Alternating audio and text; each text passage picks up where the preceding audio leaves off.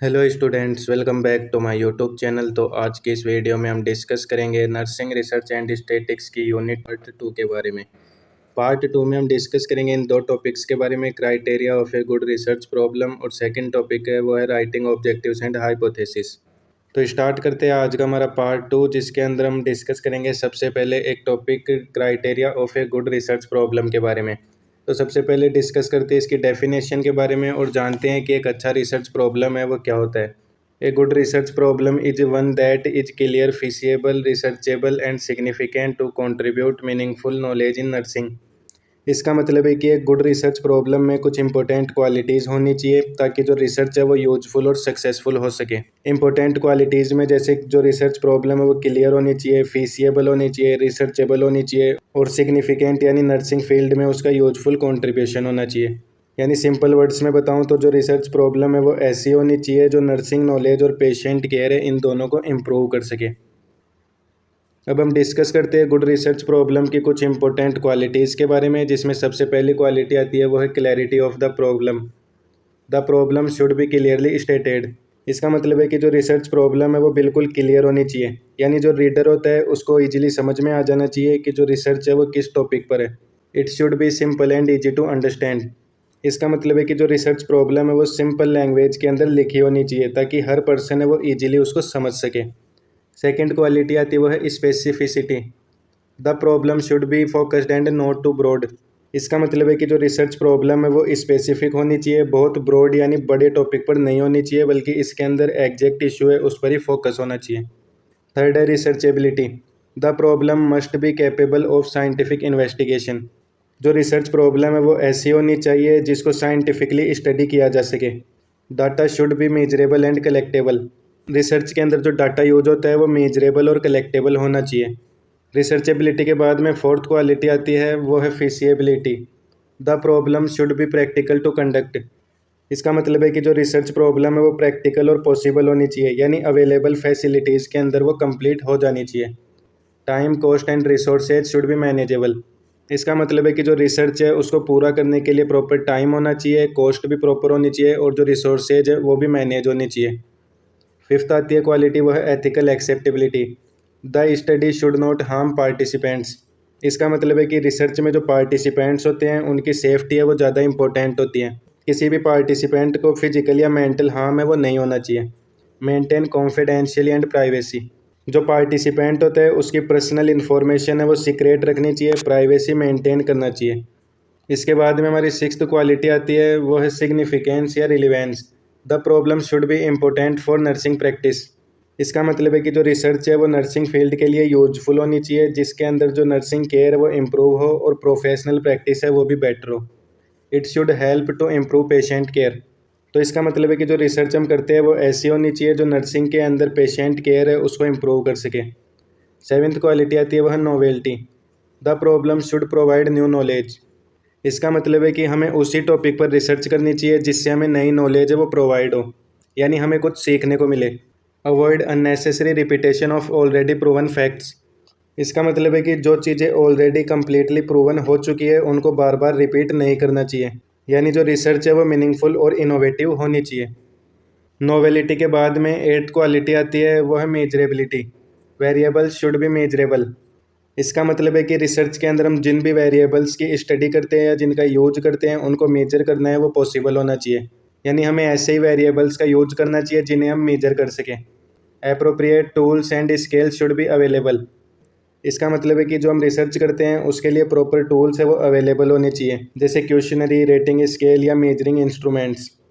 For example जैसे हम किसी पर्सन के अंदर स्ट्रेस है उसको मेजर कर रहे हैं तो स्ट्रेस को मेजर करने के लिए स्ट्रेस असेसमेंट स्केल है उसका यूज होना चाहिए। नाइन्थ क्वालिटी आती है वह availability of data. Required data should be accessible. इसका मतलब है कि रिसर्च के लिए जो इन्फॉर्मेशन या डाटा चाहिए वो इजीली अवेलेबल होनी चाहिए। The researcher should be able to collect sufficient data. यानी रिसर्चर के पास इनफ डाटा कलेक्ट करने की अपॉर्चुनिटी है वो होनी चाहिए, क्योंकि जब रिसर्च के अंदर डाटा है वो पूरा होगा तभी रिजल्ट है वो एक्यूरेट आएगा। इसके बाद में हमारी टेंथ क्वालिटी आती है वो है researchers interest. The researcher should be interested in the topic. इसका मतलब है कि जो रिसर्चर है वो जिस भी टॉपिक पर रिसर्च कर रहा है उस पर उसका इंटरेस्ट है वो होना चाहिए। Interest improves quality and completion of research. इसका मतलब है कि जब रिसर्चर अपने रिसर्च के अंदर इंटरेस्टेड होता है तो जो रिसर्च की क्वालिटी है वो बेटर होती है और वो प्रॉपर रिसर्च है उसको कंप्लीट भी करता है। इसके बाद में 11th क्वालिटी आती है, वो है compatibility with skills. The problem should match researchers knowledge and skills. इसका मतलब है कि जो रिसर्चर है वो जिस भी टॉपिक पर रिसर्च कर रहा है तो रिसर्चर की जो कैपेबिलिटी है उसके अकॉर्डिंग ही वो टॉपिक है वो होना चाहिए। यानी जो रिसर्चर है उसके नॉलेज और स्किल्स है वो सफिशिएंट होने चाहिए उस प्रॉब्लम या टॉपिक को सॉल्व करने के लिए। Avoid overly complex study beyond capability. इसका मतलब है कि बहुत डिफ़िकल्ट या हाईली कॉम्प्लिकेटेड टॉपिक है वो रिसर्चर को चूज़ नहीं करने चाहिए, क्योंकि बाद में क्या होता है जो रिसर्चर है वो उनको हैंडल है वो नहीं कर पाता है। इसलिए जो रिसर्चर होता है उसको अपनी नॉलेज और स्किल्स के बेस पर ही जो प्रॉब्लम है उसको सॉल्व करना चाहिए। कैरेक्टरिस्टिक्स के बाद में अब हमारा नेक्स्ट टॉपिक आता है, वो है राइटिंग ऑब्जेक्टिव्स एंड हाइपोथेसिस। तो सबसे पहले हम डिस्कस करते हैं कि जो हमारे ऑब्जेक्टिव्स है वो क्या होते हैं। तो ऑब्जेक्टिव्स की डेफिनेशन की बात करें तो objectives are statements that describe what the researcher intends to achieve in the study. तो ऑब्जेक्टिव्स का मतलब होता है रिसर्च के गोल्स या एम्स, जो कि हमें बताते हैं कि जो रिसर्चर है वो स्टडी के एंड में क्या अचीव करना चाहता है। यानी जो रिसर्च है वो किस पर्पज से की जा रही है और क्या रिजल्ट या क्या इन्फॉर्मेशन है वो हमें लास्ट में अचीव होती है। यानी जो ऑब्जेक्टिव्स होते हैं वो रिसर्च की डायरेक्शन और टारगेट इन दोनों को डिफाइन करते हैं। डेफिनेशन के बाद में अब हम डिस्कस करते हैं जो ऑब्जेक्टिव्स है उसके टाइप्स के बारे में। तो फर्स्ट टाइप आता है वो है general objective. Describe the overall aim of the study. तो जो जनरल ऑब्जेक्टिव है वो रिसर्च का मेन गोल या ओवरऑल पर्पज है वो हमें बताता है। ये बहुत ही ब्रॉड या बड़े फॉर्म में होता है, पूरी स्टडी किस पर्पज से की जा रही है इसके अंदर ये एक्सप्लेन करता है। यानी जो जनरल ऑब्जेक्टिव है वो हमें बताता है कि जो हम रिसर्च कर रहे हैं उसका मेन टारगेट है वो क्या है। Example, to assess the level of stress among nursing students. इस एग्जाम्पल में रिसर्चर है उसका ओवरऑल एम है नर्सिंग स्टूडेंट के स्ट्रेस लेवल को असेस करना। यानी इसके अंदर जो रिसर्चर है वो अपनी पूरी रिसर्च है वो स्ट्रेस टॉपिक पर करेगा। जनरल ऑब्जेक्टिव के बाद में सेकंड ऑब्जेक्टिव्स का टाइप आता है वो है specific objectives. Describe detailed and measurable outcomes. इसका मतलब है कि जो स्पेसिफिक ऑब्जेक्टिव्स होते हैं वो रिसर्च के डिटेल गोल्स होते हैं। ये क्लियरली बताते हैं कि रिसर्चर एग्जैक्टली क्या मेजर या क्या स्टडी करेगा। इन्हें इजीली ऑब्जर्व और मेजर किया जा सकता है। सिंपल वर्ड्स में बताऊं तो जो जनरल ऑब्जेक्टिव है वो ओवरऑल एम होता है, जबकि जो स्पेसिफिक ऑब्जेक्टिव है वो उस एम को स्मॉल डिटेल पार्ट्स के अंदर डिवाइड करते हैं। अब हम डिस्कस करते हैं स्पेसिफिक ऑब्जेक्टिव्स के एग्जांपल के बारे में, जिसमें फर्स्ट आता है determine the level of stress. इस ऑब्जेक्टिव में जो रिसर्चर होता है वो स्ट्रेस लेवल को मेजर करेगा कि जो स्ट्रेस है वो कितना है। सेकेंड एग्जाम्पल है to identify coping strategies used by students. इस एग्जाम्पल के अंदर जो रिसर्चर है वो ये स्टडी करेगा कि स्टूडेंट्स स्ट्रेस को हैंडल करने के लिए कौन कौन से मेथड्स से उनका यूज करते हैं। टाइप्स के बाद में अब हम डिस्कस करते हैं जो ऑब्जेक्टिव्स होते हैं उनके कैरेक्टरिस्टिक्स के बारे में, जिसमें फर्स्ट कैरेक्टरिस्टिक आता है वो है क्लियर एंड कंसाइज। इसका मतलब है कि जो ऑब्जेक्टिव्स है वो सिंपल, क्लियर और शॉर्ट होने चाहिए, यानी इजीली अंडरस्टैंडेबल होने चाहिए। अननेसेसरी डिफिकल्ट वर्ड्स है वो इसके अंदर यूज नहीं होने चाहिए। सेकेंड है मेजरेबल, यानी जो ऑब्जेक्टिव्स है वो ऐसे होने चाहिए जिनको हम मेजर कर सकें। थर्ड है अचीवेबल। इसका मतलब है कि जो ऑब्जेक्टिव्स है वो प्रैक्टिकल होने चाहिए और अचीवेबल होने चाहिए। फोर्थ है रियलिस्टिक। इसका मतलब है कि जो भी ऑब्जेक्टिव्स होने चाहिए वो रियलिटी के अकॉर्डिंग ही होने चाहिए। फिफ्थ कैरेक्टरिस्टिक आता है वो है टाइम बाउंड। इसका मतलब है कि जो ऑब्जेक्टिव्स है उनके लिए फिक्स टाइम पीरियड होना चाहिए, यानी रिसर्च कब तक कंप्लीट होगी उसके अंदर ये डिफाइन होना चाहिए। तो ऑब्जेक्टिव्स हमारा कंप्लीट होता है, उसके बाद में हम डिस्कस करते हैं नेक्स्ट टॉपिक हाइपोथेसिस के बारे में और जानते हैं कि जो हाइपोथेसिस है वो क्या होता है। तो सबसे पहले हम डिस्कस करते हैं इसकी डेफिनेशन के बारे में।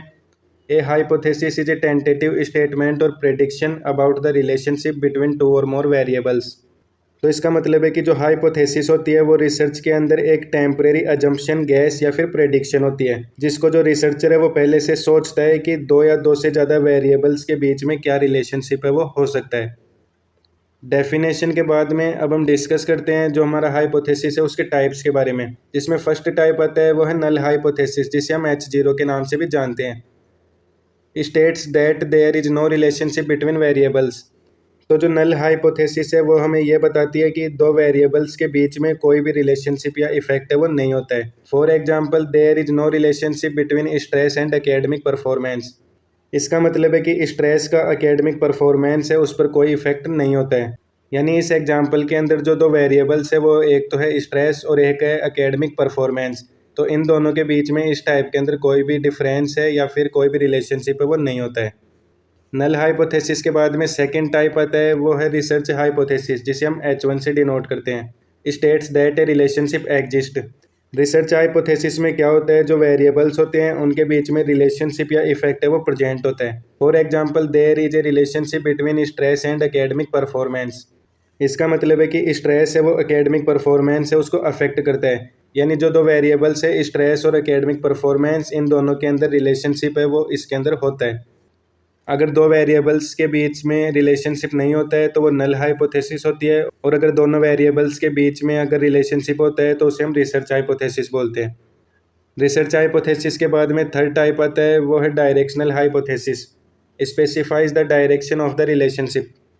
डायरेक्शनल हाइपोथेसिस के अंदर जो रिसर्चर है वो सिर्फ रिलेशनशिप नहीं बताता है, बल्कि ये भी बताता है कि रिलेशनशिप किस डायरेक्शन में है। कहने का मतलब है कि ये बताता है कि जो रिलेशनशिप का इम्पैक्ट है वो इंक्रीज होगा या डिक्रीज होगा, पॉजिटिव इफेक्ट होगा या नेगेटिव इफेक्ट होगा। For example, stress increases with workload. तो इसके अंदर जो एग्जाम्पल है वो हमें बता रहा है कि जब वर्कलोड बढ़ेगा तो जो स्ट्रेस है वो भी इंक्रीज होगा। डायरेक्शनल के बाद में अब हमारा फोर्थ टाइप आता है, वो है non directional hypothesis. Does not specify direction only relationship. तो जो नॉन डायरेक्शनल हाइपोथेसिस होता है उसके अंदर जो रिसर्चर है वो हमें बताता है कि रिलेशनशिप है वो दो वेरिएबल्स के बीच में एग्जिस्ट करता है, पर यह नहीं बताता है कि जो रिलेशनशिप है वो किस डायरेक्शन में है। टाइप्स के बाद में अब हम डिस्कस करते हैं कि एक गुड हाइपोथेसिस के अंदर कौन कौन से कैरेक्टरिस्टिक्स है वो होने चाहिए। जिसमें फर्स्ट आता है कैरेक्टरिस्टिक, वो है क्लियर एंड प्रिसाइज। इसका मतलब है कि जो हाइपोथेसिस या प्रेडिक्शन है वो सिंपल और क्लियरली रिटन होनी चाहिए। यानी जो हाइपोथेसिस है उसको पढ़ने में कोई भी कन्फ्यूजन नहीं होनी चाहिए, अच्छे से हमें समझ में आ जाए। सेकंड, टेस्टेबल, यानी हाइपोथेसिस को रिसर्च के थ्रू टेस्ट किया जा सके। थर्ड कैरेक्टरिस्टिक है वो है based on theory and evidence. इसका मतलब है कि जो गुड हाइपोथेसिस होती है वो सिर्फ गैस नहीं होती है, बल्कि जो हाइपोथेसिस होती है वो प्रीवियस रिसर्च, साइंटिफिक थ्योरी और एविडेंस है उस पर ही बेस होती है। फोर्थ कैरेक्टरिस्टिक है वो है वेरिएबल आर वेल डिफाइंड। इसका मतलब है कि जो रिसर्च होता है उसके अंदर जो वेरिएबल्स यूज होते हैं वो क्लियरली डिफाइंड होने चाहिए। यानी किस चीज़ को हमें मेजर करना है रिसर्च में वो क्लियर होना चाहिए। फॉर एग्जांपल, एक तो है स्ट्रेस और सेकंड है एकेडमिक परफॉर्मेंस। तो ये हमें क्लियरली एक्सप्लेन होने चाहिए एक हाइपोथेसिस में। अगर ये दोनों क्लियर है तो उसे हम गुड हाइपोथेसिस है वो बोलते हैं। तो इसी के साथ ये आपका टॉपिक है वो कंप्लीट हो जाता है। तो फ्रेंड्स, आज के लिए इतना ही। आई होप आप सभी को आज की क्लास है वो पसंद आई होगी। अगर आपको ये वीडियो हेल्पफुल लगती है तो वीडियो को लाइक, शेयर और हमारे चैनल को सब्सक्राइब करें। इसी के साथ हमारी जो रिसर्च एंड स्टैटिस्टिक्स सब्जेक्ट है उसकी सेकंड यूनिट है वो कंप्लीट हो चुकी है। नेक्स्ट वीडियो में हम डिस्कस करेंगे रिसर्च की थर्ड यूनिट के बारे में, जो कि है आपके रिव्यू ऑफ लिटरेचर। तो मिलते हैं नेक्स्ट वीडियो में।